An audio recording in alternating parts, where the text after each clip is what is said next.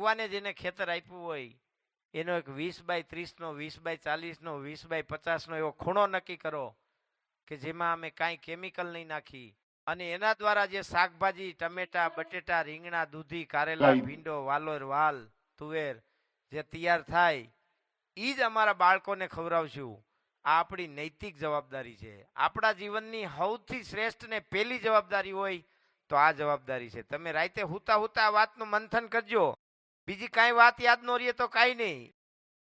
ખાલી એટલું યાદ રાખજો કે તમારા બાળકોને હું ખવડાવવાની તમને ભગવાને જવાબદારી દીધી અને એનાથી આગળ સુખ હોય તો આંગણામાં એક ગાય રાખજો અને રોજ ઓછામાં ઓછો અડધી કલાક ગાય સાથે વિતાવજો.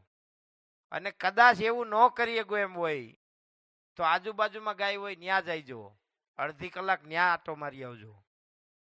અને કદાચ એવું ન કરીએ ગો એમ હોય તો ગાયવાળાની હરી તો ન જ કરતા, કારણ કે વિષ્ણુ પુરાણમાં શ્લોક છે, ગાય રાખનારાની જે માણસ નિંદા કરે ને એને જન્મો જન્મ સુધી નર્ક ભોગવવું પડે. એના વંશમાંય કોઈ દી હારો માણા પેદા ન થાય એવો ભગવાને શ્રાપ આપેલો છે.